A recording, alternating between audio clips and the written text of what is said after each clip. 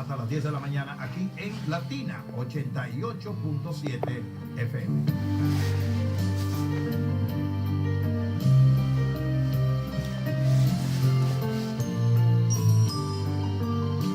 Muy buenos días, amigos, amigas de su espacio Alternativas hacia la Salud. Hoy es viernes y como viernes tenemos alternativas hacia la salud mental. La palabra de hoy, que es la palabra saludable, nos va a hablar acerca de terapia de aceptación y compromiso, o ACT. Vamos a iniciar, como estamos acostumbrados, dando gracias al Dios Todopoderoso por la oportunidad, el privilegio que nos da de poder compartir con cada uno de ustedes. Gracias, Señor Jesucristo, por inscribirnos en el libro sagrado. Nuestro agradecimiento es permanente a cada uno de ustedes por igual, gracias a nuestros auspiciadores. El agradecimiento por igual va a nuestra invitada especial, ¿verdad? Hoy la doctora Marianela Medrano, que compartirá con nosotros, como siempre, el espacio de la salud del cuerpo, del alma y del espíritu, alternativas hacia la salud. Vamos a iniciar este su espacio, como estamos acostumbrados, con ese aspecto de la palabra saludable. La palabra saludable del día de hoy nos habla sobre la terapia de aceptación y compromiso. Bueno, terapia de aceptación y compromiso, o en inglés, que sería de Acceptance and Commitment Therapy. Es la más completa de las incluidas en la tercera generación de terapias de conducta. Terapia dialéctica, psicopatología analítica, funcional, terapia integral de pareja, terapia en la toma de conciencia, en posesión filosófica o funcional, es decir, la tercera generación de la terapia, asentada en una nueva teoría del lenguaje y de la cognición. Por eso se llama ACT. Es una alternativa a la psicopatología tradicional que procura que la persona actúe con responsabilidad de la elección personal y la aceptación de los eventos probados que conlleve ese proceder. Cuando buscamos la ACT en las Sagradas Escrituras o algo relativo en terapia de aceptación y compromiso, encontramos en una parte importante que nos dice, pero previo, algunas palabras que podrían utilizarse como relativa o sinónima. En ese caso hablamos de terapia de conducta, terapia de aceptación y compromiso, terapia de marco relacional, evitación experiencial, regulación verbal, derivaciones de funciones. Las Sagradas Escrituras en Proverbios 10:9 nos dice, quien se conduce con integridad anda seguro, quien anda en malos pasos será descubierto. Bueno, la que siempre anda en buenos pasos, muy buenos pasos, es nuestra invitada. El programa Alternativa hacia la Salud Mental se honra con la presencia de una novelense que ya dejó de ser novelense, ahora es universal, gracias a Dios. Es la doctora que siempre comparte con nosotros, Marianela Medrano, la poetisa.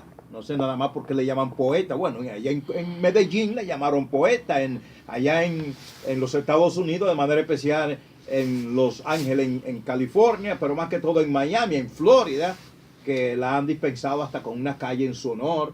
En la República Dominicana la parte que tiene que ver con la cultura la ha distinguido, y yo espero que el Ayuntamiento Municipal de Bonao la declare hija honorífica adoptiva, hija eminente de este pueblo, porque figúrese, otros ya la han reconocido primero con nosotros y la tierra de Bonao fue que la parió.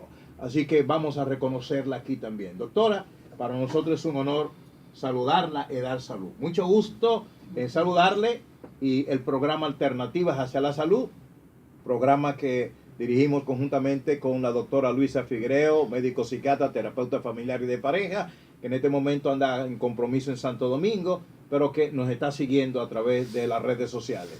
Con nosotros también la licenciada Luisa Valdés Medrano, ya es parte de la familia y quien cada viernes comparte el programa Alternativa hacia la Salud Mental. El programa es suyo, doctor. Muy buenos días, doctor Suriel. Para mí es un honor compartir con usted en el día de hoy, con nuestros radioescuchas y con la doctora Medrano, quien viene a compartir con nosotros un poco de su experiencia tanto a nivel de como poeta y como psicóloga. Y me gustaría que iniciáramos hoy, doctor, hablando un poco de cómo ella ha podido integrar la parte de la escritura con lo que es la psicología. Y nos gustaría que iniciáramos con esa parte. Sí. Bueno, pues en primer lugar, muchas gracias por la invitación. Es un privilegio para mí estar aquí en un lugar donde yo comencé a mis 15 años, venía aquí a lo que era entonces Radio Bonao, a hacer mis primeros pininos como locutora. Y claro, tener al lado al doctor Suriel, que también tuvo mucho que ver con mi formación académica, educativa, pues fabuloso estar aquí. En cuanto a cómo utilizo la literatura o la escritura como un medio terapéutico, el doctor Suriel hablaba de lo importante del lenguaje funcional en la terapia que utilizo, que mayormente la que utilizo es la terapia de aceptación y compromiso, que tiene mucho que ver en cómo vemos, cómo analizamos el lenguaje y las historias que construimos en nuestro cerebro sobre los acontecimientos que nos pasan. Entonces, tener plena conciencia de eso nos ayuda a transformar los eventos de nuestras vidas.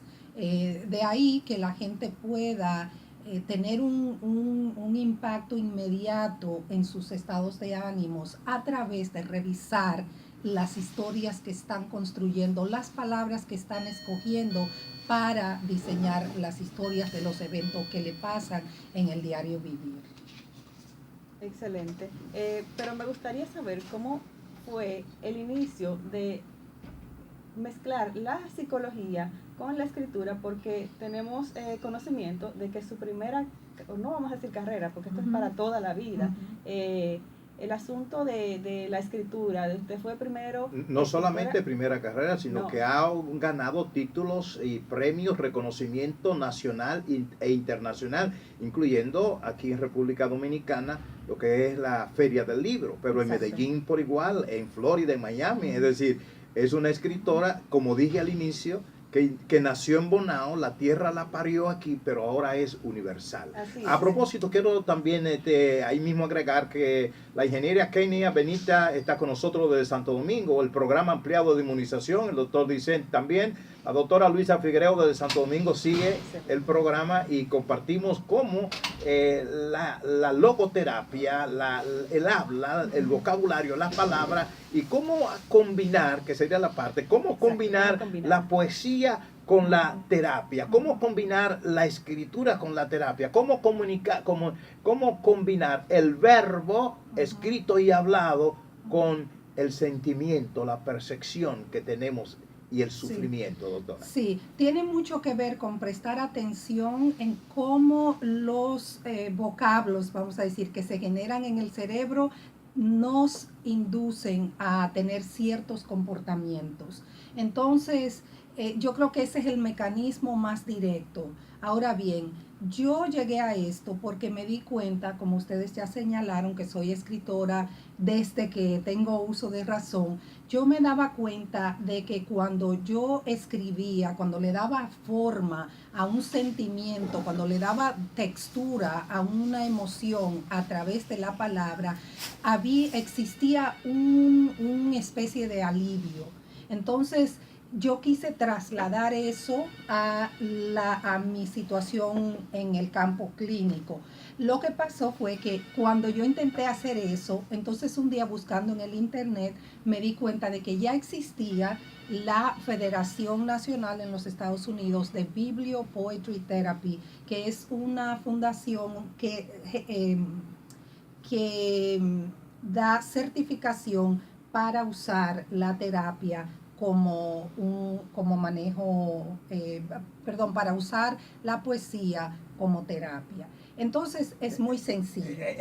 Cuando hablamos de la terapia y de la poesía, Sí. estamos hablando también de la conexión de Virginia Satir y de algunas de esas personas que usaron un poco de poesía Sí, para para terapiar a la gente. Exacto. Y la cuestión es de que sabemos que, por ejemplo, la gente responde a una canción, porque esa canción de alguna manera modela lo que llamamos los eventos privados, las emociones en esa persona. Si yo acabo de romper con el novio, ¿no? Y estoy triste y de repente escucho una canción que dice exactamente eso, hay una especie de resonancia empática con esa canción y mayormente la gente entonces puede hablar. Doctora, entonces lo que usted está diciendo es que este pueblo ha dicho es sabio enormemente, porque cuando hablamos de la bachata y hablamos de ese sentimiento que la gente escribe, no solamente dice la palabra o pronuncia las palabras, sino que en su sentimiento como que convive con ese modo de expresión. Es una catarsis con la Exacto. Es la idea de que la pieza literaria, que puede ser una canción, puede ser un poema, puede ser hasta un fragmento de una historia, viene a producir una especie de catarsis en la persona y a darle el lenguaje que quizás la persona no tiene, porque sabemos que el dolor psicológico adormece a la persona. Entonces, la pieza literaria viene a ser como un pie de amigo para que la persona pueda expresar más exactamente lo que le está pasando.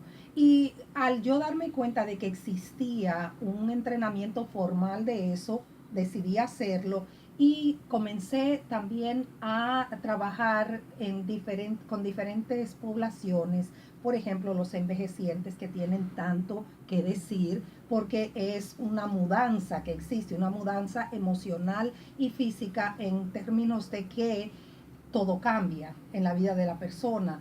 Entonces ellos encontraron una manera de canalizar los sentimientos encontrados que da dejar la casa, irse a un asilo.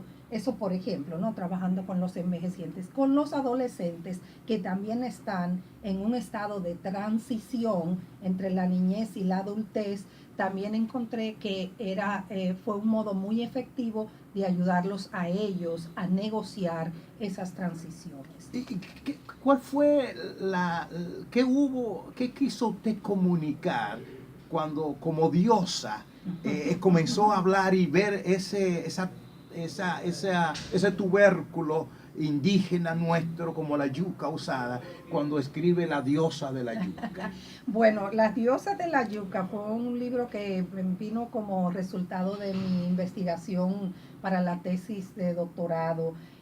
Yo me enfoqué en la tradición taína nuestra, tratando de entender las prácticas espirituales de nuestros taínos y particularmente las diosas, 5 diosas de la tradición taína, con la madre Atabeira o Atabey como la diosa central. Y yo quería, como psicóloga, yo quería ver qué le pasaría a el estado emocional y al sentido del ser de la mujer dominicana si se acercaba a una entidad divina femenina.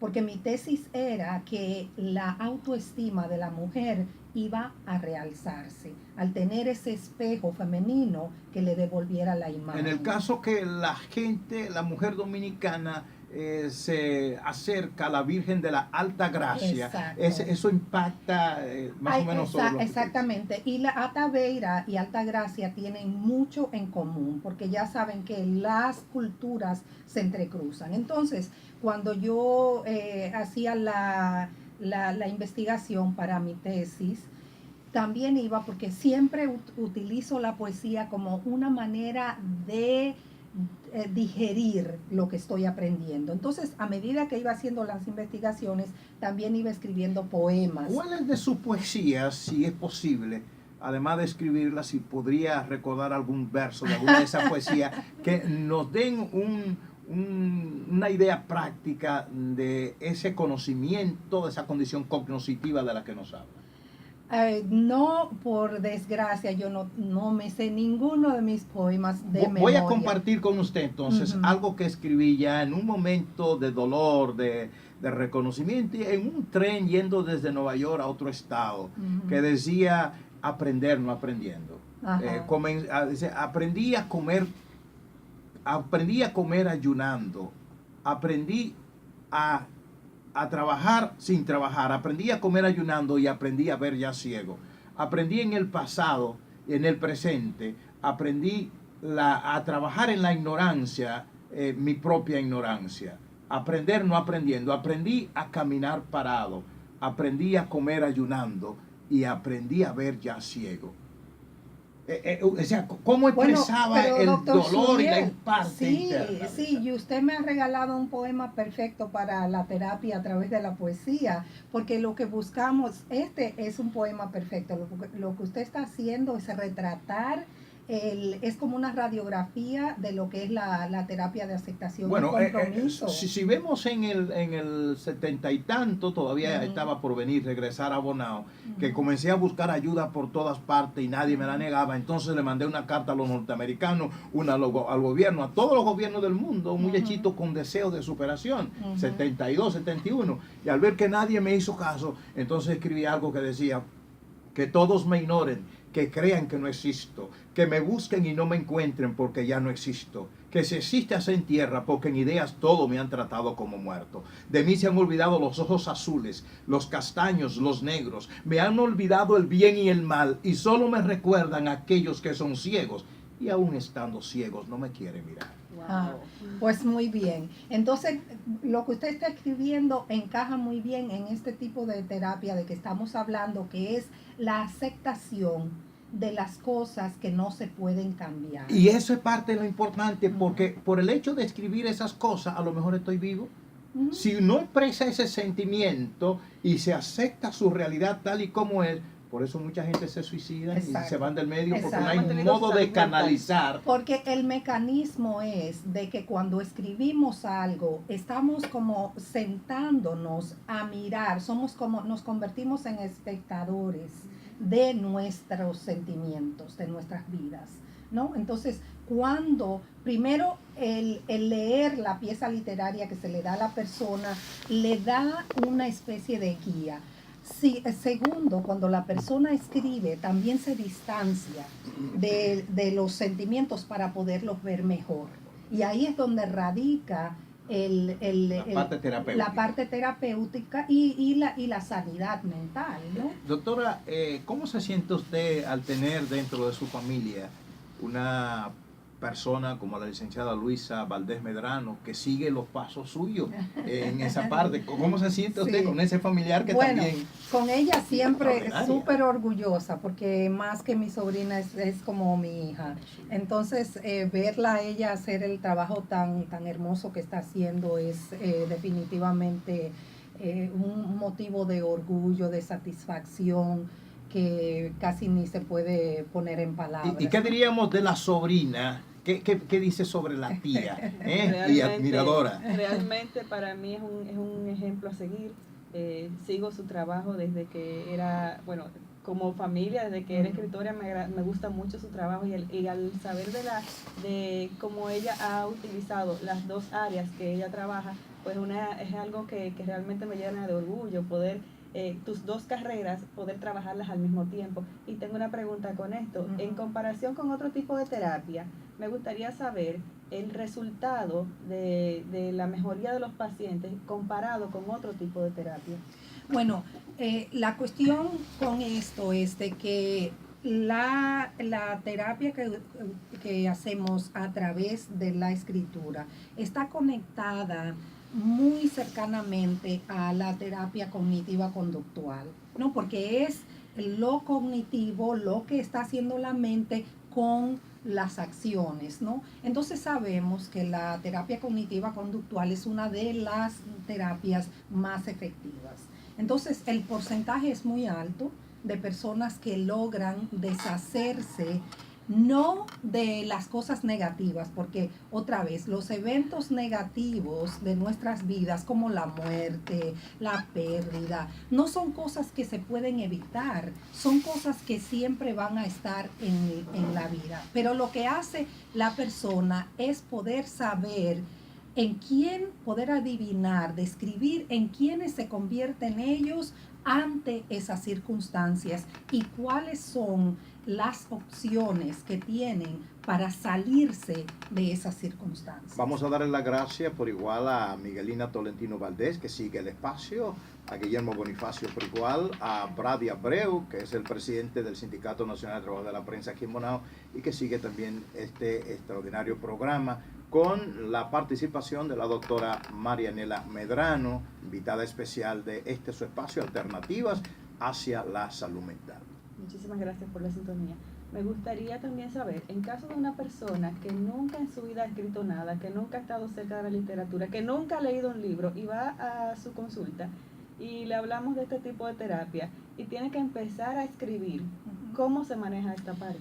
Sí, me alegro que me hagas esa pregunta porque la gente piensa mucho en eso y piensa que la terapia, la biblioterapia solo es para personas educadas y no es así. Yo en Connecticut trabajé en un hospital en la ciudad de Bridgeport y era un hospital, yo trabajaba en la sesión para latinos.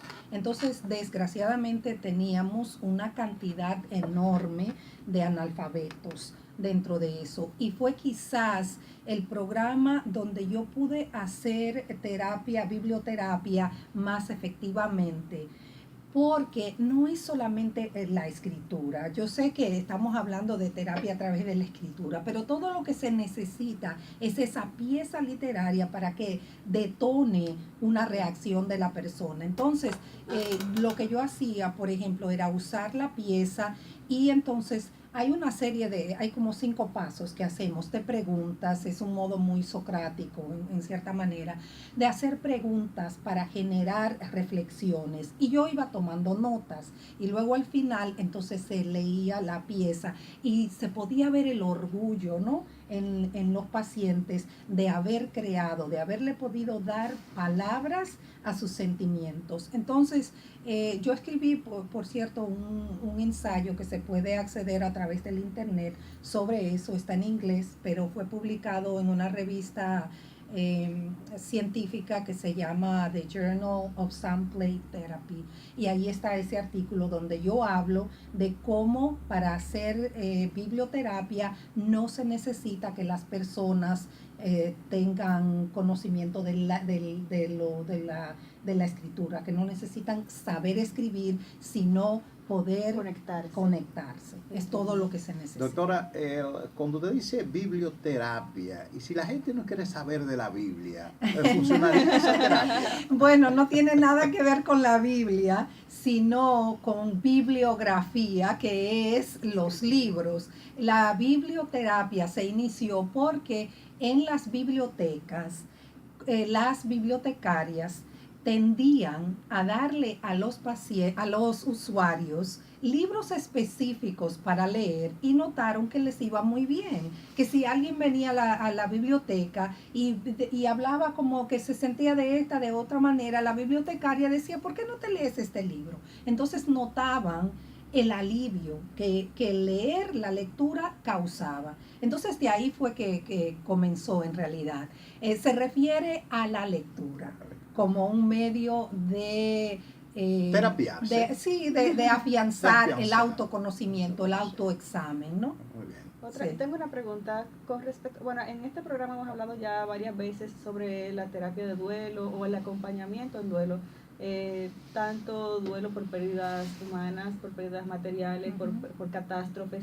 Me gustaría saber, bueno, me parece muy interesante para adaptarlo a lo que es terapia de duelo, pero me gustaría saber también en niños que han sufrido pérdidas, que han tenido un proceso de duelo, digamos, bastante fuerte, intenso, ¿cómo podría funcionar este tipo de terapia? O si se puede aplicar en niños. Sí, se usa bastante. Yo no trabajo con niños porque trabajo con adolescentes en adelante. O sea, mi especialidad no es con los niños de 10 años hacia abajo, pero sí se utiliza bastante.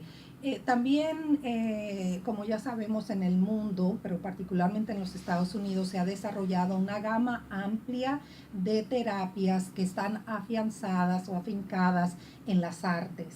Entonces, con el tipo de biblioterapia o poetry therapy que se utiliza con los niños, se utiliza mucho el arte también, traer una pieza, hacer que los niños construyan los cuentos. Entonces los niños, la cuestión es accionar, ¿no?, el mundo interior a través de formar historias positivas. Entonces, como te imaginarás, por medio de canciones, por medio de hacer figuras, de dibujar, los niños pueden accesar esa capacidad que tienen de recomponer su mundo cuando han perdido algo, por ejemplo. Podríamos tomar en cuenta y ver si en República Dominicana se podría hacer lo que se hace en los Estados Unidos, de comenzar a introducir la biblioterapia en nuestros hospitales.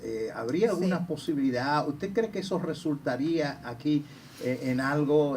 ¿Podría ser aplicable en nuestro país, también en nuestros centros médicos, esa nueva alternativa hacia la salud? Que no es tan nueva, porque la biblioterapia se remonta a los tiempos prehistóricos, ¿no? Que bueno, luego podríamos hablar de eso, pero sí sería extraordinario y viable hacerlo aquí en este país, y ha sido mi sueño eterno poder traerlo. He hecho dos presentaciones en este país para personas interesadas, pero uno de mis objetivos, yo soy parte de la federación que forma los profesionales en los Estados Unidos, y tengo ya a estas alturas soy una de las instructoras. Entonces me gustaría mucho compartir con instituciones interesadas de cómo puedan ellos utilizar e incorporar este tipo de terapia para ayudar, porque es muy común en los Estados Unidos que los hospitales la utilicen, y los centros de salud comunitarios. Bien, hemos llegado al final ya del espacio Alternativas hacia la Salud. Vamos a pedirle unos 30 segundos a John Mix para que usted nos diga cuál es psicopatología, en síntesis, pueden ser tratadas o ayudadas a través de la biblioterapia. Una de las, a mí no me gusta llamarle patología, pero vamos a decir desórdenes, de los problemitas, que reaccionan más favorablemente, son la ansiedad y la depresión. Pero se está utilizando mucho también con el desorden postraumático, es bastante efectiva, pero vamos a decir que esas son las tres centrales. Pero yo creo que la he usado virtualmente para todas las situaciones que se presentan. Bien, amigas y amigos, agradecemos a nuestros patrocinadores, a López Hill Corporation, al Centro Donde Está Lo Natural, Centro Naturista Nutriza. Hacemos un agradecimiento muy especial a la licenciada Luisa Valdés Medrano por traernos esta joya del conocimiento y del avance en lo que es la biblioterapia, como es la doctora Medrano. Marianela Medrano, hija de este pueblo de Bonao, y que honra a la República Dominicana y a nosotros como seres humanos en su búsqueda del conocimiento, pero más que todo en su compartir de su conocimiento. Doctora, los últimos segundos son suyos. Bueno, muchas gracias, y les insto a seguir este programa que es tan beneficioso para los escuchas, y espero poder compartir con ustedes en un futuro. Así será. Amigas, amigos de este espacio Alternativas hacia la Salud, estamos llegando ya al final del espacio de la salud del cuerpo, del alma y del espíritu, Alternativas hacia la Salud. Les invitamos para mañana, donde estaremos de nuevo compartiendo con ustedes en otro espacio.